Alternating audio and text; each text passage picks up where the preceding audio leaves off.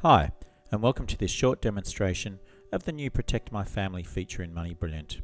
This is the start of a new focus on insurance for us and sets the foundations for functionality that we'll roll out over several releases. So here I am on my MoneyBrilliant dashboard.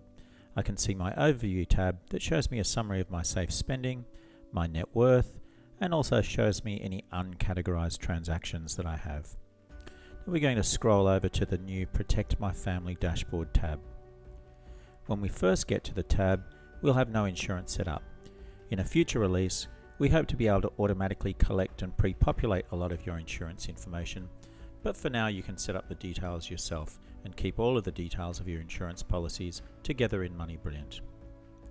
So to set up some insurance details, I'm just going to tap on the Add Insurance button and then select Life Insurance, Temporary and Permanent Disablement Insurance, Trauma Insurance, or Income Protection Insurance, depending on what type of policy I want to set up.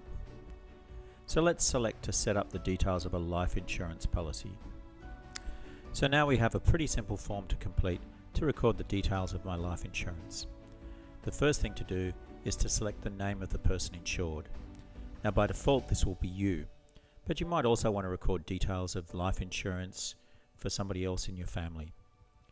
If I wanted to add somebody else, I just tap on Edit, then select Add Person and enter their name.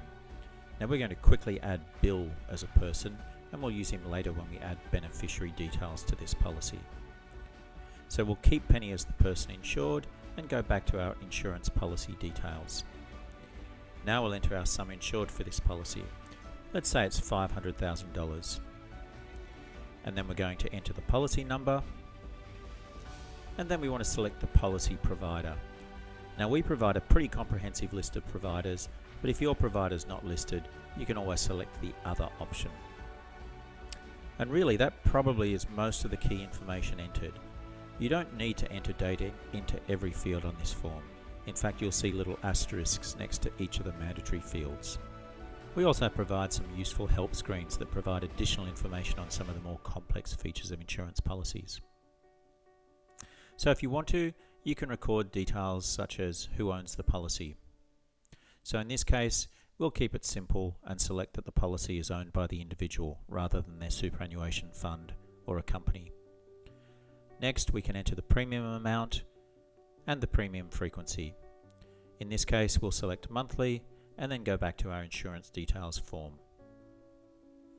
You can also select the type of premium, and again we provide a useful help screen that explains the different types of premiums.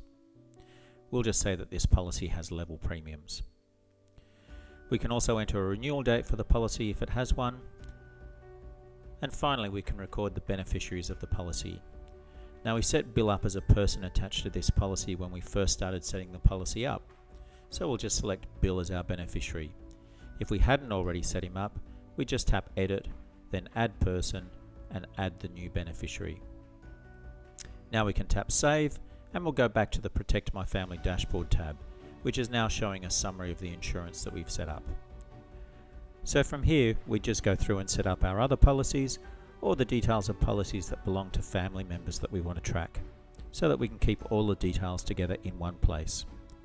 So that's it, the first phase of our Protect My Family feature, designed to help you keep all of your insurance details together in one place.